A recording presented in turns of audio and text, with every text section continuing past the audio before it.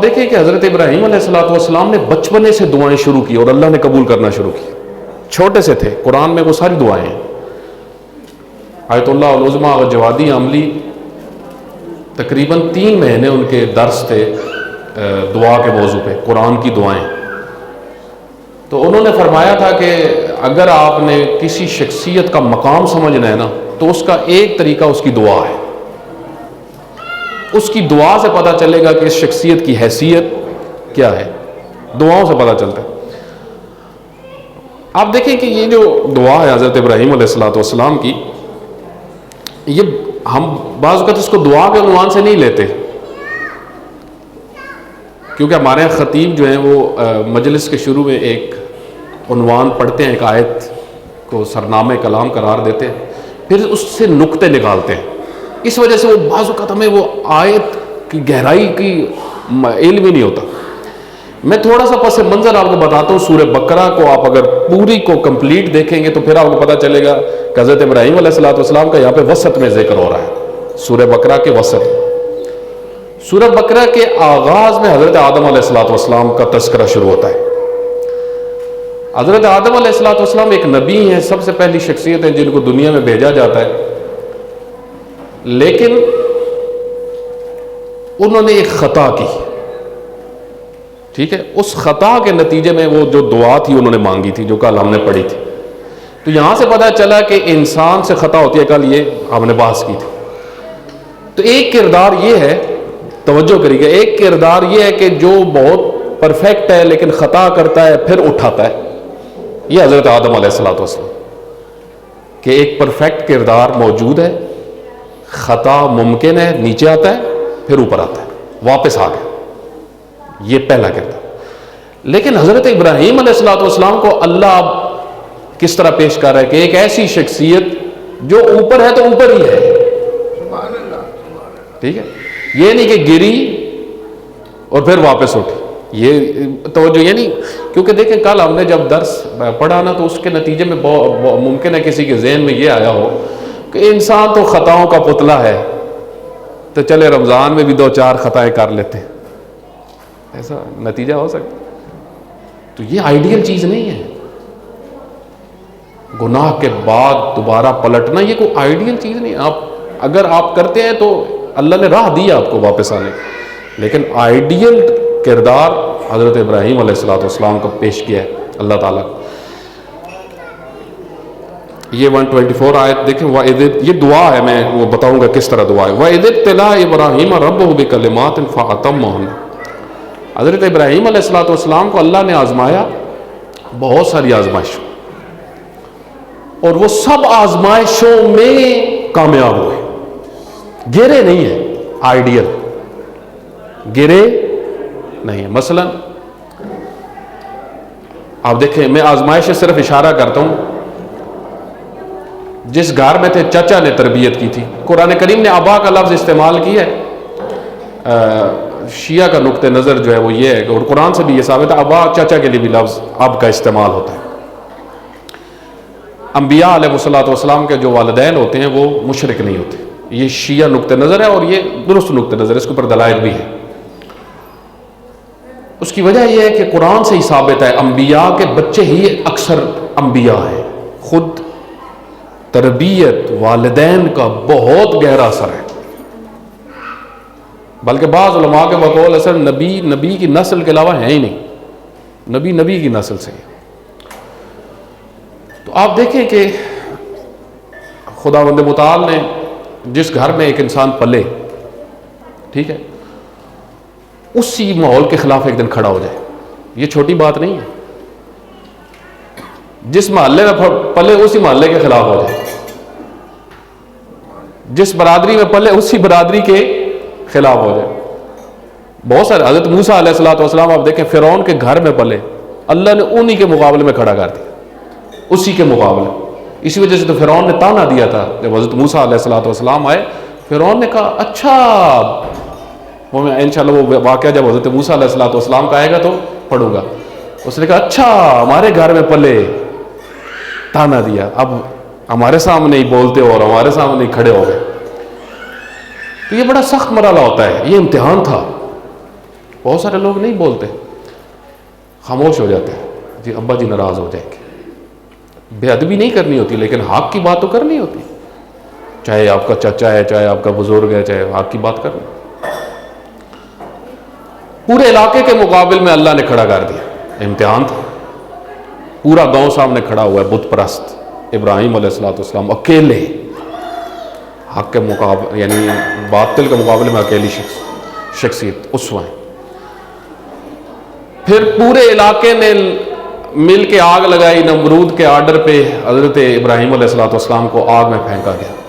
حضرت ابراہیم علیہ السلام نے یہ نہیں کہا خدایا یہ کیا ہوا، پورا علاقہ مخالف ہو گیا، وہ بھی آگ میں مجھے پھینک رہے. آخری وقت تک جس طرح بعض روایات میں بھی اشارہ ہوا، جبرائیل امین بھی آ گئے. جب آگ میں پھینکا جا رہا تھا تو جبرائیل امین علیہ السلام نے کہا کہ کوئی کام ہے. تو اس وقت بالکل آگ میں گرنے والے تھے. تو حضرت ابراہیم علیہ السلام نے فرمایا ہے صحیح لیکن آپ سے نہیں. امام حسین علیہ السلام کے پاس فرشتے جن آئے تھے، معتبر کتابوں میں الجنہ کا ایک لشکر آیا تھا، چند مرتبہ آیا کہ ہم مدد کرتے ہیں. حضرت نے فرمایا یہ میرا کام ہے، جس کے لیے کر رہا ہوں وہ جانتا ہے. حضرت ابراہیم علیہ السلام کو خداوند متعال نے بڑھاپے میں اولاد دی. پہلے جب بچہ پیدا ہوا، بچپنے میں اللہ نے حکم دیا وادی ذی زر میں چھوڑا، یعنی ایسی جگہ جہاں پہ علف وغیرہ کھیتا باڑی یہ کوئی چیز بھی نہیں، وادی ذی زر ہے، وہاں چھوڑا. پانی پتہ نہیں ملے گا یا نہیں ملے گا. اب دیکھیں اس طرح اللہ کی ذات میں یعنی وہ کھوئے ہوئے تھے اور اس طرح معرفت تھی کہ آرڈرز کو قبول کر رہے ہیں. یہ اللہ نے ایک بتایا کہ دیکھیں تسلیم کے کس مرحلے پہ ہے یہ شخصیت. حالانکہ بچوں سے جو خصوصاً بڑھاپے میں جو بچہ ملتا ہے تو اس سے بہت محبت ہوتی ہے، چھوڑا ہے. پھر جب جوان ہوا اب آپ نے اس کو ذبح کرنا ہے. وَإِذِ ابْتَلَىٰ إِبْرَاهِيمَ رَبُّهُ، جب آزمائشیں کی بے کلمات مختلف امتحانات کے ذریعے سے، فَأَتَمَّهُنَّ وہ کامیاب ہوئے.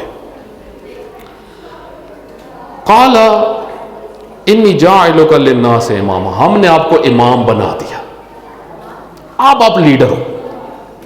یعنی امامت ایسے نہیں ملتی، پیشوائی ایسے نہیں ملتی. امتحانوں میں کامیاب ہوئے، یعنی آپ یہ کہیں کہ ہمیں اللہ کوئی درجہ دے، اللہ ہمیں عزت دے مسلمانوں کو بغیر کچھ کیے، کوئی مرتبہ دے دے اللہ مجھے بغیر کچھ کیے. یہ اللہ کے قانون میں نہیں ہے. اللہ کے قوانین کو سمجھے. یہ اللہ نے قانون بیان کیا کہ ہم نے ابراہیم کو مقام دیا. آپ دیکھیں انہوں نے کہا مسلم ہو بچے، نسل مسلم. آج تک جتنے مسلمان ہیں ان کے لفظ، ایک گھر جس کو اپنے ہاتھوں سے بنایا، وہ آگے آ رہا ہے، اپنے ہاتھوں سے بنایا اللہ نے، اس کو مرکز بنا دیا. ایک شخصیت اپنے بیٹے کے ساتھ کھڑے ہو کے گھر کو بنا رہے ہیں جہاں پہ کوئی سوچ بھی نہیں سکتا تھا کہ یہاں پہ ایک دن کوئی جو ہے آگے بسے گا. وادی ذی زر ہے، کوئی اقتصادی ماحول یہاں پہ بنے گا، یہاں پہ کوئی مارکیٹیں بنے گی یا کچھ بنے گا، کچھ بھی نہیں. وہ آپ سمجھ لیں گاؤں، اور وہ گاؤں بھی ایک ایسا گاؤں کہ جہاں پہ کسی کا جانے کا ارادہ بھی نہیں، وہاں تو پانی بھی نہیں ملتا. وہاں پہ اطمینان سے بنا رہے ہیں اور ہاتھ اٹھا رہے ہیں، وہ آگے انشاءاللہ بیان ہوتا ہے. آپ دیکھیں کہ اللہ نے جب امامت دی، اصل دعا جو مرکزی نقطہ آپ کی خدمت میں عرض کرنا ہے، اگرچہ اس کو خود امامت کا موضوع بہت وسیع ہے، یہاں پہ خود امامت کیا ہے وہ اس میں بھی نہیں جاتا. انداز دیکھیں کہ ایک چیز جو بہت بڑی ہے امامت ملی تو یہاں پہ دعا کی. یہ دعا ہے وقال من ذریتی، اللہ میرے بچے، ان کے بچے، ان کے بچے. ذریت اس کو کہتے ہیں. بعض ہوتے ہیں نا جن کو صرف اپنے بچوں کی ہوتی ہے، جب بعض پھر پوتوں سے بھی دادا بہت محبت کرتے ہیں، لیکن اس سے آگے زیادہ توجہ نہیں ہوتی. اے اللہ مجھے امامت دی تو میری نسل میں بھی امامت کو رکھنا، ان کو بھی مقام دینا، لوگوں کا لیڈر، پیشوا، رہبر، رہنما. اب دیکھیں امامت کی وہ جھلک آپ کو دکھائی نا کہ جو کام کرتے جا رہے ہیں اللہ اسی کو دین بناتا جا رہا ہے. ہم وہی کر رہے ہیں جو حضرت ابراہیم علیہ السلام نے کیا, جو رسول اللہ صلی اللہ علیہ وسلم نے کیا. تو یہاں پہ پہلا مطلب جو سامنے آتا ہے وہ یہ کہ جب بھی دعا کریں نا, اللہ آپ کو کوئی چیز عطا کرے تو اس میں اپنی ذریت کو داخل کریں, اپنی نسل کو داخل کریں. کیوں؟ کیونکہ سوچیں کہ اگر خدا نہ خواستہ ہمارے بچے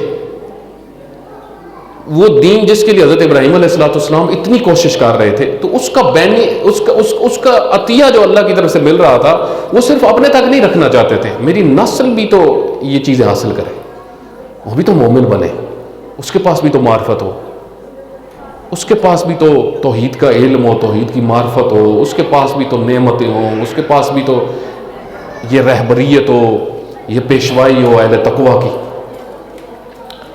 تو یہ طلب کی. اچھا اب دیکھیں یہاں پہ پھر آگے دعا میں آ رہا ہے صرف مانوی مقام طلب نہیں کیا, مادی چیزیں بھی طلب کی. یہ بھی بہت امپورٹنٹ, وہ بھی بیان کرتا ہوں. اب خداوند متعال نے کیا فرمایا, وَمِن ذُرِّيَّتِي قَالَ لَا يَنَالُ عَهْدِيَ الظَّالِمِينَ. کہا اے ابراہیم میں آپ کی دعا قبول کرتا ہوں, رد نہیں کرتا, لیکن جو آپ سوچ رہے ہو نا کہ جتنے ہیں سارے, تو وہ نہیں ہوگا. دل یہ تھا کہ سارے مومن ہوں اور سارے امام ہوں, یعنی میری نسل میں سے جتنے بچے ہوں سارے امام ہوں, لیڈر. آپ دیکھیں یہ بھی آرزو کتنی بڑی ہے. مثلا بعض اوقات ہوتا ہے نا کہ عموماً ہم جو دعائیں کر رہے ہوتے ہیں یا سوچ رہے ہوتے ہیں میرا پتر چنگا بزنس مین ہے, ٹھیک ہے, یہ بھی ٹھیک ہے ایک جیسے, لیکن مانوی شعبے, مانوی مقامات, اہل تقوی کا امام ہو. وَجَعَلْنَا لِلْمُتَّقِينَ امام. اے خدایا ہمیں متقین کا امام بنا. یہ دعا ہے, اہل تقوی کا امام ہو, یعنی ہمیں بنا, ہم سب کو. جس طرح بعض کا تصور یہ ہوتا ہے نا کہ ہم کوئی مقام آتا, بعض اپنے آپ کو ہم پیروکار امام حسین علیہ السلام کہتے ہیں نہیں, یہ ہو ہی نہیں سکتا. یہ نہ لکھو ہم سگ ہیں. وہ میں ایک جگہ پہ گیا پاکستان میں ہی ایک شہر میں, تو وہاں پہ ماتمی سنگت ہی تھی. تو وہ بانی جو تھے امام بارگاہ کے وہ میرے پاس آئے, انہوں نے کہا ہم بہت پریشان ہیں. میں نے کہا کیا ہوا؟ کہا ہم نے یہ امام بارگاہ بنایا, وہ بہت بڑا امام بارگاہ ہے اس شہر میں, اور اس کے اوپر کروڑوں سے اوپر انویسٹمنٹ ہو چکی ہے, بہت بڑا ہے. تو اس کے بانی کے جو بھائی جن کے ہاتھ میں تھا ابھی وہ میرے پاس آئے. میں ادھر خمسہ پڑھ رہا تھا اس کے ایک حصے میں, وہ بہت بڑا امام بارگاہ. تو ایک ٹائم میں ادھر کئی مجالس ہوتی تھی. تو انہوں نے مجھے کہا کہ ہم نے اپنا مدرسہ کسی عالم کو دیا. ظاہراً ہمیں عالم محسوس ہوا, ایک عالم کی سفارش تھی اور ایک طالب علم کو یہ ہم نے دیا. کہا اب یہ کچھ بھی نہیں کرتے, کمرے بھی ہیں, پڑھائی بھی نہیں ہوتی, کچھ بھی نہیں ہوتا, لیکن ایک کام کرتے ہیں, زور کے بعد یہ نماز میں بھی نہیں آتے. یہ ان کے اہم الفاظ سے, نماز میں بھی نہیں آتے. کا ماتم شروع کر دیتے ہیں اور بیلٹیں کھولتے ہیں, گردن میں ڈالتے ہیں اور پھر پہلے بھونکنے کی آواز نکالتے ہیں. یہ پاکستان میں ایک بہت بڑے شہر میں. کا اس کے بعد یہ سارے کہتے ہیں ہم سگ ہیں, ہم کتے ہیں علی. تو وہ مجھے کہہ رہے تھے کہ میں بہت پریشان ہوں, یہ جو ہمسائے ہیں ہمارے یہاں پہ کافی اہل سنت بھی رہتے ہیں, تو یہ تبرے بھی کرتے ہیں, تو یہ لڑائی ہے الٹا یہ کام خراب نہ ہو جائے. تو آپ دیکھیں کہ ہم پیروں کہتے ہوئے بھی اپنے آپ کو ہم کہتے ہیں ہم نے نہیں کہنا, ہم نے سگ کہنا. کیوں بھائی؟ قرآن ہمیں تعلیم دے رہے کہ تم کہو اے خدایا ہمیں اہل تقوی کا امام بنا, پیشوا بنا, رہبر بنا امت. مثلا شیعہ کو یہ سوچنا چاہیے کہ ہم امہ میں جتنی امت اسلامی ہے ان کے لیڈر بنے, ہماری نسلیں لیڈر بنے, یعنی ان کے فیصلے. جس طرح آپ دیکھیں سید حسن نصر اللہ لیڈر ہیں پوری دنیا میں, ایک لیڈر تو ایک شخصیت. تو یہ اصل میں حضرت ابراہیم علیہ الصلوۃ والسلام. اب ایسا نہیں ہے کہ حضرت آیت اللہ سید علی خامنہئی حافظہ اللہ کے پاس کھانا نہیں ہے. امام بننے کا مطلب یہ نہیں ہے کہ کھانا نہیں ہوتا، اچھی رہائش نہیں ہوتی. مانوی مقامات کے نتیجے میں یہ نہیں ہے کہ کوئی مادی چیزیں چلی جاتی ہیں، بلکہ حضرت ابراہیم علیہ الصلوۃ والسلام نے آگے جو طلب کی وہ میں پڑھتا ہوں. خوب، قال ومن ذریتی قال لا ینال عہدی الظالمین. سب کو نہیں دوں گا، جو ظالم ہوں گے ان کو نہیں ملے گا. ملے گا، امامت ملے گی، میں نے دعا قبول کر لی، لیکن وہ کہ جو نیک ہوں گے. وَإِذْ جَعَلْنَا الْبَيْتَ مَثَابَةً لِلنَّاسِ وَأَمْنًا وَاتَّخِذُوا مِن مَّقَامِ إِبْرَاهِيمَ مُصَلًّى. یہ گھر ہم نے قرار دیا لوگوں کے لیے امن کی جگہ، یعنی اس جو حضرت ابراہیم علیہ الصلوۃ والسلام نے بنایا تھا. وہ آگے دعا بھی، وہ نقطہ جو ہم نے بیان کرنے وہ آ رہی ہے. مکان جو خانہ کعبہ بنایا، گھر اللہ کا بنایا. وَاتَّخِذُوا مِن مَّقَامِ إِبْرَاهِيمَ مُصَلًّى. اے مسلمانوں، مقام ابراہیم کو نماز کی جگہ بناؤ. اس کو پھر میں کبھی فرصت ملی کیونکہ اصلی عنوان نہ رہ جائے. مقام ابراہیم کو وہاں پہ نماز پڑھو خصوصاً. وَعَهِدْنَا إِلَىٰ إِبْرَاهِيمَ وَإِسْمَاعِيلَ أَن طَهِّرَ بَيْتِي لِلطَّائِفِينَ وَالْعَاكِفِينَ وَالرُّكَّعِ السُّجُودِ. دقت کریے گا اب یہاں پہ. اب دیکھیں کہ اللہ تعالیٰ نے گویا دعا قبول کر لی. اس آیت میں توجہ کریں، وَعَهِدْنَا إِلَىٰ إِبْرَاهِيمَ وَإِسْمَاعِيلَ، یعنی اللہ نے امامت وہاں پر ہی اسماعیل علیہ الصلوۃ والسلام کو دے دی. حضرت ابراہیم علیہ الصلوۃ والسلام دعا مانگ رہے ہیں کہ خدا امامت میری نسل میں بھی رکھنا. تو یہ جو اللہ کہہ رہا ہے کہ آپ دونوں مل کے میرے گھر کو طاہر کرو، یعنی اللہ نے حضرت ابراہیم علیہ الصلوۃ والسلام کے بیٹے کو بھی اس کام میں شامل کر دیا. یہ شامل ہونا یہ دلیل ہے کہ ان کو بھی امامت مل گئی. اور یہاں سے اس چیز کو کی طرف بھی توجہ کرے. اب جب امامت ملی ہے تو امامت کے بعد اب ڈیوٹی دیکھے کیا لگ رہی ہے. ہمارے ہاں تو عموماً ایک تصور ہوتا ہے کہ جب کسی کو لیڈر بنایا جائے تو جس طرح ہمارے پاکستان میں عموماً وزیر کو بن جائے تو اس کو کیا کیا ملتا ہے، پھر اس کے کیا کیا کام ہوتے ہیں. تو ہمارے تصور میں تو وہی ہے. کبھی کسی نے سوچا ہے کہ میرا سب سے بڑا کام یہ ہوگا کہ میں مسجد کو جا کے صاف ستھرا رکھوں، میں وہاں پہ اہتمام کروں درس قرآن کا، سب سے بڑا کام. آپ دیکھیں حضرت ابراہیم علیہ الصلوۃ والسلام کو اللہ نے امامت دینے کے بعد جو سب سے پہلا کام ذمہ لگایا اور سب سے امپورٹنٹ وہ کیا ہے، جاؤ میرے گھر کو لوگوں کے لیے صاف ستھرا کرو، طاہر کرو، پاک کرو. یعنی ماحول بناؤ وہاں پہ. کس چیز کا ماحول؟ للطائفین، طواف کرنے والوں کا ماحول ہو. دیکھیں اس سے پہلے بھی خود رسول اللہ صلی اللہ علیہ وآلہ وسلم سے پہلے طواف ہوتا تھا، لیکن طواف کا ماحول نہیں ہوتا تھا. بعض اوقات عبادت ہو رہی ہوتی ہے لیکن وہ عبادت کا ماحول نہیں ہوتا. اس وقت آپ اگر پڑھیں تو ایسا نہیں تھا کہ وہ طواف نہیں کرتے تھے. وہ طواف کرتے تھے. کیسے کرتے تھے؟ کپڑے اتار کے کرتے تھے. خود یہ بے ادبی. پھر خون ملتے تھے خانہ کعبہ کی دیواروں پہ اور خود کعبہ پہ، وہ بے ادبی. طاہر کرو. یہ طاہر کرنے کے اندر بڑی امپورٹنٹ چیزیں ہیں، بہت ساری ہیں. ایک تو ظاہری صاف ستھرا، اور دوسرا یہ کہ اس کے اندر ایک مانوی ماحول ایجاد ہو. ٹھیک ہے، اس کو انٹرٹینمنٹ کا ذریعہ نہ بنایا. جس طرح بھی آپ دیکھیں ہمارے یہاں بہت سارے جگہوں پہ امام بارگاہوں میں اب کوئی بھی جشن نہیں پڑھ سکتا. ایک مومن طالب علم اگر جائے تو کیا ماحول ہوتا ہے؟ ہم کئی دفعہ گئے ہیں، مثلا پہنچے، بہت بڑا علاقہ ہے جی، مرکز ہے جی، اچھا جی، سارے لوگ باہر ٹہل رہے ہوں گے، گلاس ہاتھوں میں پکڑے ہوئے ہوں گے. اندر جائیں گے تو کیک رکھا ہوا ہوگا، 5 لوگ بیٹھے ہوئے ہوں گے. یہ جی جشن ہو رہا، اللہ گلا مچا ہوا. کوئی نظر آ رہی عبادت گاہ یا یہ مرکز ہے اہل بیت علیہ الصلوۃ والسلام کا؟ نہیں. آج کل آپ دیکھیں یہی ہو رہا ہے ہمارے ہاں.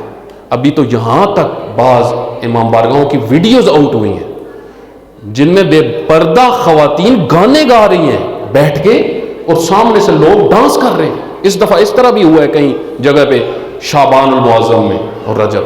اس کی وجہ کیا ہے؟ اس کی وجہ یہ ہے میرے بھائی، جب عزیزوں، جب ہم قرآن کریم کی طرف توجہ نہیں کریں گے کہ عبادت کس لیے ہوتی ہے، کیسی جگہ پہ ہوتی ہے، تو ہمارے مسائل حل نہیں ہوں گے. للطائفین، طواف کرنے والوں کے لیے، والعاکفین والرکع السجود، اور اعتکاف والوں کے لیے. عاکفین، اعتکاف بڑی امپورٹنٹ عبادت ہے. قرآن کریم میں اس کا بہت تذکرہ ہے، لیکن ہم اس کی طرف توجہ نہیں کرتے. یعنی جو اعتکاف بیٹھیں گے ان کے لیے آپ اہتمام کریں، ماحول کریٹ کریں تاکہ وہ اعتکاف پہ آسانی سے بیٹھ سکیں، اور ورکوع السجود، اور رکوع اور سجود آ کے کر سکیں. وَإِذْ قَالَ إِبْرَاهِيمُ رَبِّ اجْعَلْ هَٰذَا بَلَدًا. اب یہ پھر دعا ہے حضرت ابراہیم علیہ السلام کی دعا.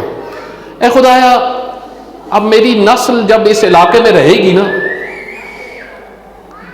مکہ میں، تو دو امپورٹنٹ چیزیں ہیں جو انسان کو چاہیے، وہ مانگی. دیکھیں نبی جو ہوتا ہے، کیونکہ اس کے پاس علم الہی ہوتا ہے، تو اس کی دعا کے اندر وہ بنیادی چیز ہوتی ہے.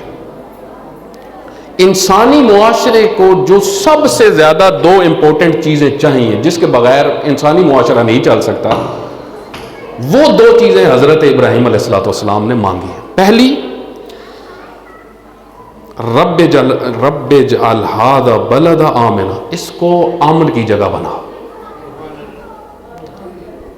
یہاں پہ لوگ سکون سے رہیں، سکیور. دیکھیں اگر فرض میں مثال دیتا ہوں، آپ کی دکان، آپ کا گھر، آپ کا محلہ، آپ کی مسجد سکیور نہیں ہے نا، امن کی جگہ نہیں ہے، تو پھر کچھ نہیں ہو سکتا، پھر مسائل بڑھ جاتے. بے امن ملک متمدن نہیں ہو سکتے، ترقی نہیں کر سکتے، کیونکہ وہاں پہ کوئی چیز بھی آگے نہیں بڑھ پائے گی، کچھ بھی رشد نہیں، رشد کا سامان نہیں فراہم کیا جا سکتا. اس وجہ سے امن بنیادی ترین شرط ہے. آپ دیکھیں اس وقت میں صرف ایک مثال آپ کی خدمت میں دے دیتا ہوں، ہم ان چیزوں کی طرف توجہ نہیں کرتے. آپ بعض اوقات ان ممالک میں آپ اگر کبھی سفر کریں نا جو بے امن ہوئے ہیں، پھر ہمیں احساس ہوگا امن کیا ہوتا ہے. سب سے امپورٹنٹ چیز زندگی میں، حتیٰ کھانے پینے سے بھی زیادہ، کھانے پینے بھی اپنی جگہ پہ امپورٹنٹ ہے، وہ آگے آ رہا ہے، لیکن پہلی تو چیز ہے امن، میرا بچہ محفوظ ہو.